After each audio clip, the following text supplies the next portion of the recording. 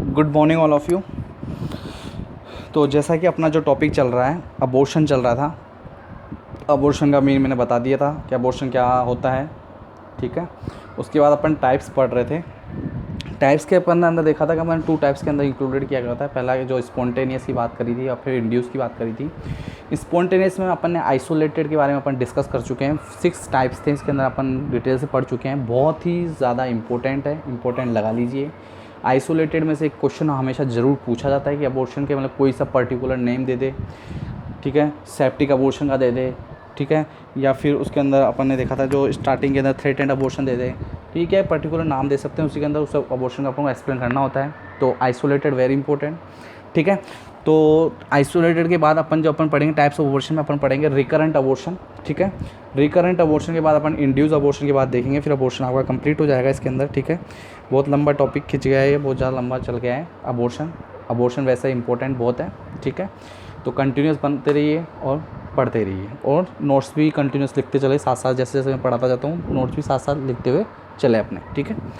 तो recurrent abortion का मतलब मैं आपको बता दूं, सिंपल एंड सोवर के अंदर बता दूं कि रिकरेंट अबॉर्शन का मतलब क्या होता है। रिकरेंट अबॉर्शन का मतलब होता है कि 3 टाइम्स, मोर देन 3 टाइम्स से ज़्यादा अगर अबॉर्ट हो जाता है, प्रेग्नेंट लड़की अबॉर्ट हो जाता है, उस कंडीशन को ही रिकरेंट अबॉर्शन बोलते हैं, ठीक है। कि अपन बात कर सकते हैं कि अबॉर्शन तो हो गया पर 3 टाइम्स भी हो गया, पर कैसे हुआ, पहले बेबी बर्थ हो गया एक बेबी का, फिर अबॉर्ट हो गया, फिर एक बेबी का बर्थ हो गया, फिर अबॉर्ट हो गया, फिर अबॉर्ट हो गया, सपोज कर लो 3 टाइम हो गया, पर इसे रिकरेंट अबॉर्शन नहीं बोलेंगे। रिकरेंट अबॉर्शन उसे बोलेंगे जिसमें कंटिन्यूस अबॉर्शन हो रहा है। कंटिन्यूस क्या हो रहा है, अबॉर्शन हो रहा है कंटिन्यूस। फर्स्ट प्रेगनेंसी हुई उसमें भी अबॉर्ट हो गया, सेकंड प्रेगनेंसी उसमें भी अबॉर्ट हो गया, थर्ड प्रेगनेंसी उसमें भी क्या होगा, अबॉर्ट हो गया। तो उस कंडीशन में क्या बोलेंगे अपन, रिकरेंट अबॉर्शन बोलेंगे।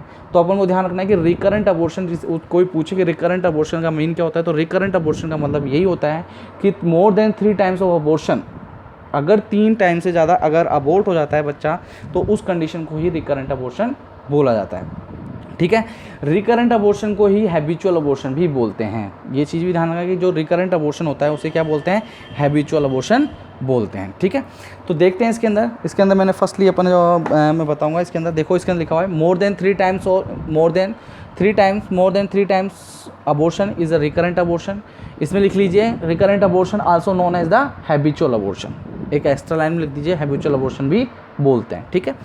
तो recurrent miscarriage it define as the occurrence of 3 और मोर कॉन्सिक्यूटिव सिक्वेंशियल में बताए थे कंटिन्यूस 3 टाइम्स क्या हो जाए, अबॉर्ट हो जाए, उसे क्या बोलते हैं, हैबिचुअल अबॉर्शन बोलते हैं। Spontaneous abortion before 20 weeks, before 20 weeks के बाद सकते हैं हम पैराइटी की बात कर सकते हैं। फिर पैराइटी का मतलब क्या होता है, अबाउ द 24 वीक्स के बाद में अगर अबॉर्ट हो जाता है, मतलब उस कंडीशन में बोल सकते हैं अपन कि पैराइटी का मतलब क्या होता है कि अगर 24 वीक्स के ऊपर, मोर 24 या 24 वीक्स के ऊपर अगर गेस्टेशनल एज के बाद फीटस की हो जाए, बर्थ जो फीटस है 24 वीक्स का हो गया हो या 24 वीक्स के अबाव हो गया हो, उस कंडीशन में क्या बोलते हैं, पैराइटी बोलते हैं। कि नंबर ऑफ टाइम्स बात कर सकते हैं कि प्रेग्नेंट लेडी कितनी टाइम्स, नंबर ऑफ टाइम्स कि मतलब कितने टाइम प्रेग्नेंट हो चुकी है अबाउ द 24 वीक के पास, ठीक है। 24 वीक या 24 वीक से ऊपर अगर कितनी बार हो चुकी है, उस कंडीशन को क्या बोलते हैं अपन, पैराइटी बोलते हैं। वैसे मैंने इसके बारे में अपन ने फर्स्ट स्टार्टिंग के अंदर अपन जीटी पाल पढ़ा था, उसके अंदर मैंने डिस्कस किया था इसके बारे में, ठीक है। तो देखते हैं कि रिकरेंट अबॉर्शन है कि 3 टाइम्स मोर सिक्वेंशियल अगर हो जाता है तो स्पॉन्टेनियस अबॉर्शन थे बिफोर द 20 वीक्स, 20 वीक से पहले। वैसे रिकरेंट अबॉर्शन में 2 टाइप्स के भी होते हैं कि प्राइमरी और सेकेंडरी। इसमें प्राइमरी बोल सकते हैं कि अपन बिफोर 20 वीक्स और सेकेंडरी बोल सकते हैं आफ्टर 20 वीक्स। पर मोस्टली जो रिकरेंट अबॉर्शन होते हैं वो बिफोर 20 वीक्स के अगर अबॉर्ट हो जाता है 3 टाइम पर, 3 टाइम्स, उसे ही क्या बोलते हैं, रिकरेंट अबॉर्शन बोलते हैं, ठीक है। The older term habitual abortion is not much use in modern obstetric. वैसे देखा जाए तो रिकरेंट अबॉर्शन को मोस्टली अपन हैबिचुअल अबॉर्शन के नाम से नहीं बोलते हैं, वैसे इसे हैबिचुअल अबॉर्शन भी बोलते हैं, पर इसको ज़्यादा यूज़ नहीं करते हैं ऑब्स्टेटिक में, मॉडर्न में यूज़ नहीं करते हैं। तो इस कंडीशन को वैसे बोलते हैं हैबिचुअल अबॉर्शन, पर इतना ज़्यादा यूज़ नहीं किया जाता, ठीक है। हैबिचुअल एक तरीके से समझ में आ गया, रिकरेंट अबॉर्शन या हैबिचुअल अबॉर्शन समझ में आ गया। अब इंसिडेंस की बात करते हैं कि इंसिडेंस इसका कितना परसेंटेज देखा जाए तो recurrent abortion only of total womens की बात करें तो 1% लोगों में ये कंडीशन होती है, ठीक है। तो distressing problem in affecting approximately 1% of all women, 1% पाई जाती है ऑफ रिप्रोडक्टिव एज के अंदर ये 1% लोगों में होता है। With the risk of increase by about the 10% which each abortion. और देखा जाता है कि 10% जितने भी अबॉर्शन होते हैं इसमें 10% होने के चांसेस ज़्यादा होते हैं, इस अबॉर्शन रिस्क होते हैं उनके अंदर कि 10% रिस्क होते हैं अगर जिसके अबॉर्ट हो रखे हैं, अबॉर्शन हो रहे हैं हर अबॉर्शन के अंदर। हर अबॉर्शन के मतलब जिससे बात करते हैं अपन थ्रेटेंड अबॉर्शन हो या मिस अबॉर्शन हो या सेप्टिक अबॉर्शन हो, इस कंडीशन या इनकम्प्लीट अबॉर्शन या कंप्लीट अबॉर्शन, इन कंडीशन या बोल सकते हैं रिकरेंट की बात करें या इंड्यूस की बात करें, इस कंडीशन में देखा जाए तो 10% जो भी अबॉर्शन हो उसमें 10% चांसेस होते हैं, रिस्क होते हैं कि रिकरेंट अबॉर्शन होने के ज़्यादा चांस। क्यों अगर फर्स्ट टाइम अगर अबॉर्ट हो गया तो क्या पता किस हार्मोन के कारण होता है, क्या पता सेकंड भी चांसेस होते हैं कि नहीं होते हैं, होते हैं चांसेस। तो उस कंडीशन में 10% उसके अंदर इंक्लूडेड किया जा सकता है। ठीक है, समझ आ गया यहाँ तक? ठीक है, नेक्स्ट देखते हैं अपन इसके अंदर टाइप्स की बात करेंगे कि टाइप्स की बात करते हैं कि रिकरेंट अबॉर्शन कितने टाइप्स के होते हैं। रिकरेंट अबॉर्शन 2 टाइप्स के होते हैं। ठीक, पहला होता है प्राइमरी रिकरेंट अबॉर्शन, सेकंड होता है सेकेंडरी रिकरेंट अबॉर्शन। देखो इसके अंदर क्या होते हैं, प्राइमरी और सेकेंडरी में क्या होता है कि पैराइटी, प्राइमरी की बात करें कि पैराइटी जो होती है मतलब 20 वीक्स तक अगर अबॉर्ट हो जाता है, बिफोर 20 वीक्स की बात करते हैं या 24 वीक्स की बात कर सकते हैं कि बिफोर 24 वीक्स या 20 वीक्स की बात कर सकते हैं, उस कंडीशन में हो जाए अगर अबॉर्ट हो जाता है तो पैराइटी कंडीशन नहीं हुई, पैराइटी को क्रॉस नहीं किया है, वो पैराइटी पहुंचने वाले उससे पहले क्या हो गया, अबॉर्ट हो गया, उस कंडीशन को बोलते हैं प्राइमरी रिकरेंट अबॉर्शन बोलते हैं।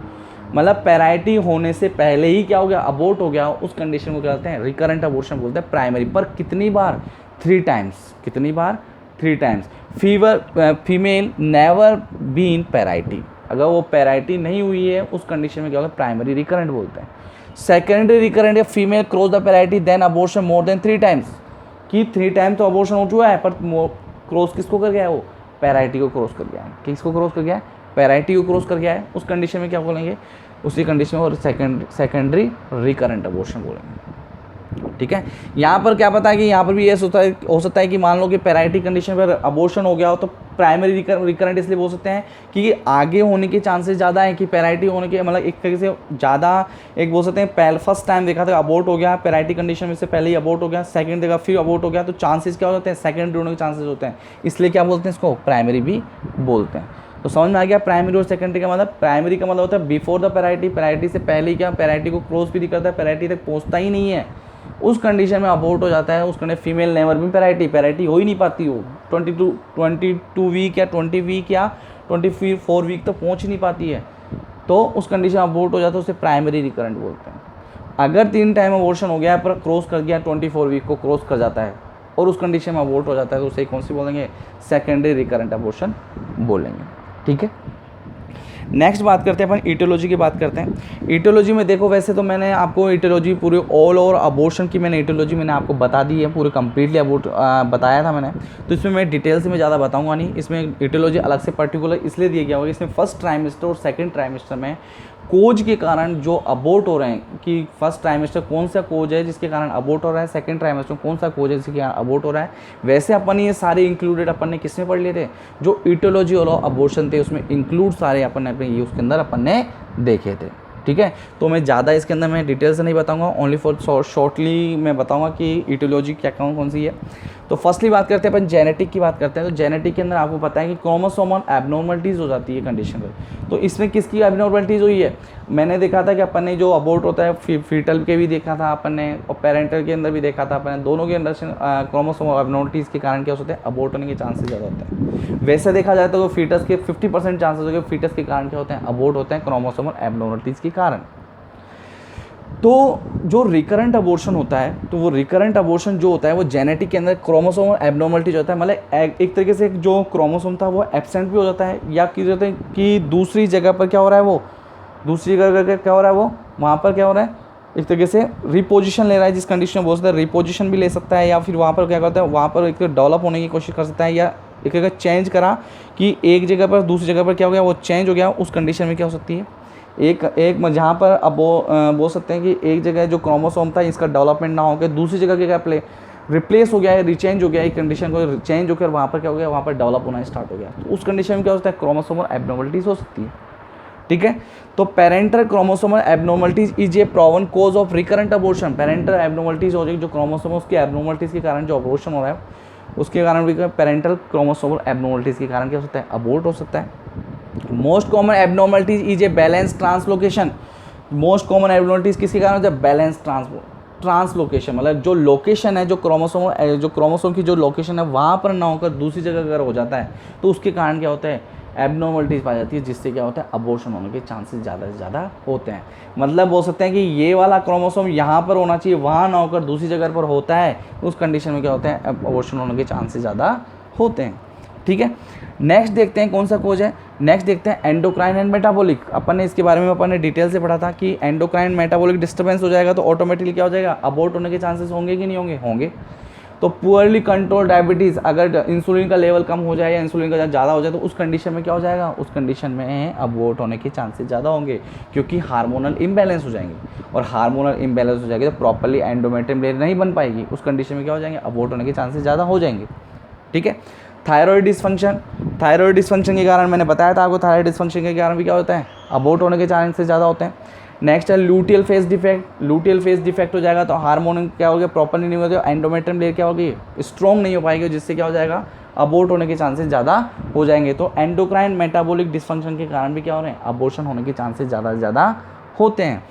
इन्फेक्शन हो जाएगा तो पता है कि इम्यून सिस्टम काम नहीं करेगा, इन्फेक्शन हो जाएगा तो एंडोमेट्रियम लेयर प्रॉपर्ली अटैच नहीं हो पाएगा, फीटस अटैच नहीं हो पाएगा, क्रोमोसोम एक तरह से जेनेटिक प्रॉब्लम भी हो सकती है, जेनेटिक मतलब इन्फेक्शन हो गया तो कोई ऑर्गन डेवलप नहीं हो पाएगा, प्रॉपर्ली उसके अटैचमेंट नहीं हो पाएगा तो इन्फेक्शन हो गया तो बच्चे की डेथ भी हो सकती है अंदर के अंदर, तो उसके कारण भी क्या हो सकता है? अबॉर्शन होने के चांसेस ज़्यादा हो सकते हैं। तो रिस्क होता है कि इन्फेक्शन हो जाए तो उसके कारण भी क्या होगा? अबॉर्ट हो जाए। इनहेरिटेड थ्रोम्बोफिलिया, ठीक है, यहाँ बात करते हैं अपन इनहेरिटेड थ्रोम्बोफिलिया की बात करते हैं। इसमें क्या होता है कि इसमें इस कंडीशन में क्या होता है कि जो मिसकैरेज होता है तो इसमें इंट्राविनस जो इंट्रावेस्कुलर है, जो स्पाइरल आर्टरी है, जो प्लेसेंटा इंट्राविलस है, उसके अंदर क्या होता है? थ्रोम्बोसिस हो जाए, क्या हो जाए? उसके अंदर थ्रम्बस हो जाए, उसके अंदर क्लोट जम जाए, उस कंडीशन में अगर वहाँ पर हो जाए तो ब्लड सप्लाई प्रॉपर्ली पहुँचेगी क्या? नहीं पहुँचेगी। और ब्लड सप्लाई प्रॉपर्ली नहीं पहुँचेगी तो उससे क्या हो जाएगा? उससे बच्चे को ऑक्सीजन की कमी हो सकती है, उसका अटैचमेंट जो ग्रोथ है जो प्रॉपर्ली वो नहीं हो पाएगा, अटैचमेंट प्रॉपर नहीं हो पाएगा, एंडोमेट्रियम लेयर प्रॉपर नहीं बन पाएगी। उस कंडीशन में भी क्या हो सकता है? उस कंडीशन में अबॉर्शन होने के चांसेस ज़्यादा हो सकते हैं। तो इनहेरिटेड थ्रोम्बोफिलिया के कारण भी क्या हो सकते हैं? अबॉर्शन होने के चांसेस ज़्यादा हो सकते हैं। नेक्स्ट है इम्यूनोलॉजिकल कोज, इम्यून सिस्टम के कारण। इम्यूनोलॉजिकल कोज के बारे में, इम्यून सिस्टम के कारण अगर अबॉर्ट हो जाता है वो कौन सा है? Anti phospholipid antibody syndrome. कि ये सिंड्रोम के एंटी फास्फोलिपिड एंटीबॉडी सिंड्रोम के कारण भी क्या होता है? अबॉर्ट हो सकता है। Disorder of maternal fetal immune system, अगर मैटरनल फीटल के इम्यून सिस्टम के अगर वहाँ डिसऑर्डर्स हो, इम्यून का सिस्टम अगर प्रॉपर्ली नहीं हो तो अटैचमेंट होगा कि नहीं होगा? नहीं होगा, और उसके कारण क्या हो जाएगा? अबॉर्ट हो जाएगा। रिकरेंट अबॉर्शन होने के चांसेस ज़्यादा है, क्योंकि ये कंडीशन क्या होती है? लंबे टाइम तक चलेगी और लंबे टाइम तक वो प्रेगनेंसी को क्या कंटिन्यूस नहीं रख पाती, वो कंसीव कर लेगी पर उसकी जो प्रेगनेंसी वो कंटिन्यूस नहीं होगी, वो बार बार क्या होगा? अबॉर्ट हो जाएगा, और अबॉर्ट हो जाएगा तो किस कंडीशन में चला जाएगा? वो रिकरेंट अबॉर्शन के अंदर चला जाएगा। ठीक है, तो ये फर्स्ट ट्राइमेस्टर की बात है कि फर्स्ट ट्राइमेस्टर जो होता है, जो फर्स्ट टाइम है until the 12th week conceive कर लिया बेबी, उसके बाद जो अंटिल द 12th वीक की बात कर सकते हैं, उस कंडीशन में जो रिस्क होता है कि रिकरेंट अबॉर्शन के इन्फेक्शन के कारण हो सकता है, थ्रोम्बोफिलिया के कारण हो सकता है, एंडोक्राइन हार्मोन्स की इम्बैलेंस के कारण हो सकता है, या हो सकता है जेनेटिक। इन कंडीशन के कारण फर्स्ट ट्राइमेस्टर में जो ज़्यादा रिस्क होता है कि अबॉर्ट होने के चांसेस होते हैं। ये कोज होते हैं जिसके अगर फर्स्ट ट्राइमेस्टर में इफेक्ट करते हैं और क्या करते हैं? अबॉर्ट कर देते हैं। ये फर्स्ट ट्राइमेस्टर की बात थी। ठीक है, सेकेंड ट्राइमेस्टर की बात करेंगे अपन। सेकेंड ट्राइमेस्टर की बात करते हैं अपन कि सेकेंड ट्राइमेस्टर जो 12th वीक से लेकर 28 वीक तक के अगर मान लो बेबी है, तो अगर उस कंडीशन में अबॉर्ट हो जाए, कैसे अबॉर्ट हो जाए? पहले कंडीशन ऐसी कौन कौन सी कंडीशन है? ठीक है, ऐसी ऐसी कौन कौन सी कंडीशन है उसके अंदर अपन देखते हैं। तो इसमें देखेंगे एनाटोमिकल एबनॉर्मलिटीज़।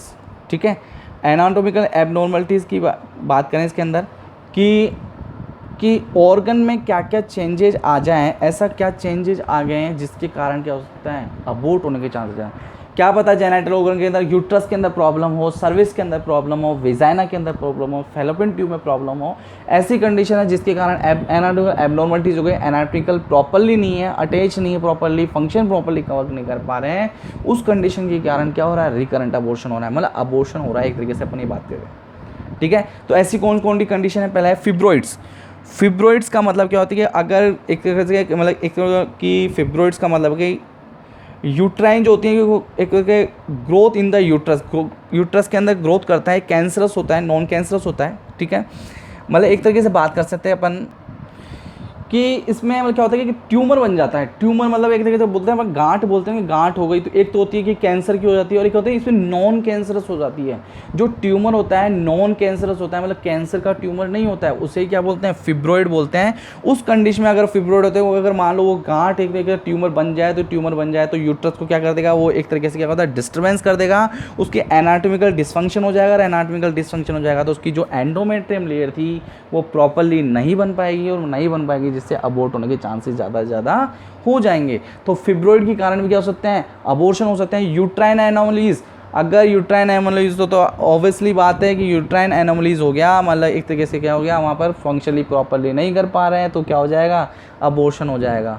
एशरमान सिंड्रोम, एशरमान सिंड्रोम के बारे में आपको पहले ही बताया था कि एशरमान सिंड्रोम क्या होता है कि कोई भी इन्फेक्शन हो जाए यूट्राइन कैविटी के अंदर, एडिशंस हो जाए, घाव बन जाए वहाँ उस कंडीशन के अंदर कि यूट्राइन कैविटी के अंदर क्या हो गया, एडिशंस बन गए, इन्फेक्शन से क्या हो गया, आफ्टर द इन्फेक्शन क्या, फ्रॉम इन्फेक्शन से क्या हो गया, एडिशंस बन गए। उस कंडीशन में अगर मान लो कि उस कंडीशन में अबॉर्ट हो जाते हैं कई बार, जिसमें डीएनसी के थ्रू बाहर क्यों निकल जाता है, उसे ही बोलते हैं एशरमान सिंड्रोम। जिसमें ट्यूबरक्लोसिस के कारण हो जाए, कोई भी इन्फेक्शन हो जाए, उस कंडीशन के अंदर एशरमान सिंड्रोम बोला जाता है, ठीक है। तो इस कंडीशन में भी क्या होता है, अगर एक तरीके से बोल सकते हैं कि अपन बोल सकते हैं कि एशरमान सिंड्रोम को क्या बोल सकते हैं इसमें, जिसमें क्या होता है कि इसमें क्या होता है, इसमें बैंड हो जाते हैं, बैंड ऑफ फिब्रॉइड टिश्यू का स्कार टिश्यू हो जाता है, जिसे यूट्राइन कैविटी के अंदर जमा हो जाता है, जिसके कारण इन्फेक्शन हो जाता है, जिसके इन्फेक्शन होने के कारण इंट्रा यूट्राइन के अंदर, जिससे एंडोमेट्रियम प्रॉपरली नहीं बात पाती है, जिससे क्या होता है इन्फेक्शन के एडिशंस हो जाते हैं, एडिशंस हो जाते हैं, उस कंडीशन में अबॉर्ट हो जाता है, तो बच्चे के डीएनसी के थ्रू बाहर की ओर निकाला जाता है। सर्वाइकल इनसफिशिएंसी, सर्वाइकल इनसफिशिएंसी की बात करें तो अपन बात कर सकते हैं इनकॉम्पिटेंस भी बोलते हैं, एक तरीके से inability of cervix retain pregnancy और structure and function, structure and function को प्रॉपरली नहीं कर पाती है, वो सर्विस का जो स्ट्रक्चर है वो प्रॉपरली नहीं बन पाता है, फंक्शन ही वो प्रॉपरली नहीं वर्क कर पाते हैं, उसको सर्वाइकल इनसफिशिएंसी बोलते हैं। एक तरीके से वो प्रॉपरली अटैच नहीं हुई है, प्रॉपरली फंक्शन नहीं हुई है। वैसे मैं बता दूं सबसे मोस्ट कॉमन की बात कर सकते हैं, मोस्ट कॉमन कोज जो है रिकरेंट अबॉर्शन के अंदर वो सर्वाइकल इनसफिशिएंसी के कारण होता है, क्योंकि अगर सर्विक्स प्रॉपरली वर्क नहीं करे तो बार बार क्या होगा, उसके अबॉर्ट होते चला जाएगा, और अबॉर्ट होते तो उसकी कौन सी कंडीशन में चल जाएगा, वो रिकरेंट अबॉर्शन में चला जाएगा। तो सर्वाइकल इनसफिशिएंसी के बारे में आपको डिटेल से पढ़ाऊंगा, इसके अंदर जो मैनेजमेंट होगा वो ही मैनेजमेंट रिकरेंट अबॉर्शन के अंदर इंक्लूडेड किया जाएगा। तो मैं डिटेल से बहुत अच्छे से पढ़ाऊंगा। नेक्स्ट जो टॉपिक रहेगा अपना सर्वाइकल इनसफिशिएंसी ही रहेगा, इसके बारे में डिटेल से आपको कल पढ़ाऊंगा। क्रोनिक मैटरनल इलनेस, अगर मैटरनल इलनेस, अगर मदर बहुत ज़्यादा सीवियर बीमार है, एक तरीके से बीमारी है, कोई सीवियर कंडीशन हो सकती है, क्या पता जेनाइटल ऑर्गन में बीमारी हो, या इम्यून सिस्टम से हो, या रेस्पिरेटरी से हो, या मतलब कोई भी ऐसी बीमारी हो जो क्रोनिक इलनेस हो, जिसके कारण क्या होते हैं वो एक प्रेगनेंसी को क्या करते हैं, एक तरीके से हार्म पहुंचा सकते हैं, उस कंडीशन में क्या हो सकता है, अबॉर्ट होने के चांसेस ज़्यादा होते हैं। थर्ड वन है इन्फेक्शन, इन्फेक्शन के बारे में तो बता ही दिया मैंने, इन्फेक्शन के कारण में क्या हो सकते हैं, अबॉर्ट होने के चांसेस होते हैं। अब बात करते हैं अपन ने देख लिया, अपन ने रिकरेंट अबॉर्शन क्या होते हैं, उसके टाइप्स देख लिए, उसकी इटियोलॉजी देख ली, फर्स्ट ट्राइमेस्टर और सेकंड ट्राइमेस्टर में अलग अलग कोज होते हैं, उनके कारण में अपन डिस्कस कर लिए। डायग्नोसिस की बात करते हैं कि अपन क्या डायग्नोसिस करेंगे। फर्स्टली अपन diagnosis, history collection, physical examination common है, ये सब में किया जाता है। फीटल पेरेंटल कैरियोटाइपिंग इन्वेस्टिगेशन किया जाएगा, जिससे पता चल जाएगा कि कोई क्रोमोसोमल एबनॉर्मलिटीज़ है या कुछ भी ऐसा हो जो डिसफंक्शंस हो, उसके बारे में पता चल जाएगा। थायराइड फंक्शन टेस्ट अपन थायराइड के लिए करेंगे, क्योंकि एंडोक्राइन सिस्टम के अंदर डिसफंक्शन हो रहा है, तो जिससे पता चल जाएगा। यूएसजी अल्ट्रासोनोग्राफी कराएंगे अपन, जिससे बेबी का पता चल जाएगा कि बेबी की जो ग्रोथ हो रही है प्रॉपर हो रही है, नहीं हो रही है, कोई प्रॉब्लम तो नहीं आ रही, क्या पता लगे।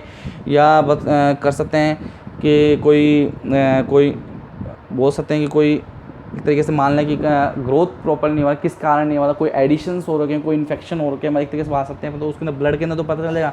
कोई ट्यूमर्स हो गए, फिब्रॉइड हो गए, वो किसके थ्रू पता लगेगा, यूएसजी के थ्रू पता लगेगा, ठीक है। तो ये यूएसजी करना ज़रूरी है। पर स्पेकुलम एग्जामिनेशन, पर स्पेकुलम एग्जामिनेशन पर वेजाइनल के थ्रू किया जाएगा, ठीक है। वेजाइनल एग्जामिनेशन किया जाएगा कि क्या प्रॉब्लम्स है, सारी इन्वेस्टिगेशन किया जाएगी, किस कारण मतलब अबॉर्ट क्यों हो रहा है, तो इस तरीके से इन्वेस्टिगेशन किया जाएगा। तो ये इन्वेस्टिगेशन करते हैं, डायग्नोसिस करते हैं एक पता लगाने के लिए, ठीक है। नेक्स्ट बात करते हैं अपन मैनेजमेंट की बात करेंगे। मैनेजमेंट में बात करते हैं अपन, जो फर्स्टली अपन मैनेजमेंट के अंदर, इसके अंदर शॉर्ट मैनेजमेंट है, इसके अंदर ज़्यादा लॉन्ग मैनेजमेंट नहीं दे रखा। क्यों? क्योंकि जो सर्वाइकल इंसफिशिएंसी है, सर्वाइकल इनकॉम्पिटेंस है, उसके अंदर अपन डिटेल से मैनेजमेंट बताएंगे, वही किसका है, रिकरेंट अबॉर्शन का इसके मैनेजमेंट इंक्लूडेड किया हुआ है। क्यों? क्योंकि वो कोज है, मेन कोज है कि इन सर्वाइकल इंसफिशिएंसी मेन कोज है कि जिसके कारण रिकरेंट अबॉर्शन हो रहा है। अगर सर्वाइकल इंसफिशिएंसी को आपने कंट्रोल कर दिया तो रिकरेंट अबॉर्शन ऑटोमेटिकली क्या हो गया, कंट्रोल हो गया। तो सबसे पहले किसको रिकवर करना है, सर्वाइकल इंसफिशिएंसी को। उसके मैनेजमेंट के अंदर अपन रिकरेंट के अबॉर्शन के बारे में, मैनेजमेंट के बारे में अपन डिस्कस कर लेंगे। ठीक है, तो देखेंगे पहले जो ट्रीटमेंट की बात करेंगे अपन, treatment depend upon the condition causing recurrent abortion, कि रिकरेंट अबॉर्शन किसके कारण हो रहा है उसके ऊपर डिपेंड करता है ट्रीटमेंट क्या देना है। कि क्या पता जेनेटिक के कारण हो रहा है, क्या पता एंडोक्राइन सिस्टम के कारण हो रहा है, क्या पता इन्फेक्शन के कारण हो रहा है। तो इन कंडीशनों को देखते हुए अपन को पता लगाना कि उसकी कंडीशन किस कंडीशन का, मतलब जो कोज क्या कारण है जिसके कारण हो रहा है, तो उस कंडीशन को देखते हुए उसका ट्रीटमेंट स्टार्ट किया जाएगा। ठीक है, नेक्स्ट है उसके बाद है जेनेटिक। फर्स्टली जेनेटिक प्रॉब्लम हो तो genetic counselling not available, genetic counselling अगर जेनेटिक काउंसलिंग अवेलेबल नहीं है तो उस कंडीशन को जेनेटिक काउंसलिंग अवेलेबल कराओ कि किस तरीके से कि जेनेटिक काउंसलिंग कर सके जो प्रॉपर्ली उस कंडीशन को रोक सके। ठीक है, नेक्स्ट है endocrine, treat hypo and hyperthyroidism, आपको ट्रीट करना है, ट्रीटमेंट देना है हाइपोथायराइडिज्म, हाइपरथायराइडिज्म की कंडीशन को क्या करना है, इंप्रूवमेंट करना है कि हाइपोथायराइड जो उसकी थायराइड की वैल्यू बढ़ानी है, और हाइपरथायराइडिज्म तो थायराइड की वैल्यू कम करनी है, उसको मेंटेन करना है, मतलब एक तरीके से नॉर्मल कंडीशन पे लाना है। ठीक है, नेक्स्ट है एनाटोमिकल कंडीशन अगर ख़राब हो तो उस कंडीशन में क्या करें, पहला है कि मायोमेक्टोमी सिलेक्टेड केसेस, तो यूट्रस को क्या करना है, रिमूव द यूट्राइन फिब्रोइड्स, यूट्राइन फिब्रोइड्स को क्या करना है, सर्जिकली के थ्रू क्या करें, बाहर की ओर निकाल दो। क्योंकि फिब्रोइड के कारण क्या हो रहा है, एंडोमेट्रियम लेयर पर डिस्टर्बेंस हो रही है, और एंडोमेट्रियम लेयर डिस्टर्बेंस हो तो उसे प्रॉपर्ली कंटिन्यूस नहीं बन पा रहा है, तो फिब्रोइड को बाहर निकालना, यूट्रस को बाहर नहीं निकालना। कहीं यूट्रस को बाहर निकाल दिया तो फिर प्रेगनेंसी कंटिन्यूस रह पाएगी क्या, नहीं रह पाएगी। तो फिब्रोइड को क्या करना है, बाहर की ओर निकालना है ऑपरेशन, सर्जिकली ऑपरेशन के थ्रू। नेक्स्ट है सर्वाइकल सर्कलेस ड्यूरिंग प्रेगनेंसी। ठीक है, तो सर्वाइकल सर्कलेज ड्यूरिंग प्रेगनेंसी ये सर्जिकल मैनेजमेंट है। सर्वाइकल सर्कलेज जिसमें स्यूचर किया जाता है सर्विस के वहाँ पर, जैसे नॉन ऑब्जर्वेबल स्यूचर किया जाता है, ये मैं आपको इसके बारे में डिटेल्स में आपको सर्जिकल मैनेजमेंट में बताऊंगा, जो सर्वाइकल इंसफिशिएंसी के अंदर मैं बताऊंगा आपको डिटेल से, इसके बारे में अपन डिटेल से पढ़ेंगे। ठीक है, ये मैनेजमेंट शॉर्ट मैनेजमेंट है इसका, वैसे डिटेल्स मैनेजमेंट अपन सर्वाइकल इंसफिशिएंसी पढ़ेंगे। तो आपका रिकरेंट अबॉर्शन मेरी तरफ से कंप्लीट हो गया है, तो आज के लिए इतना ही है। कंटिन्यूस आप नोट्स लिखते रहिए, पढ़ते रहिए, समझते रहिए, आपका अबॉर्शन कंप्लीट मैं जल्दी कंप्लीट कर दूंगा। ठीक है, thank you so much, have a great day.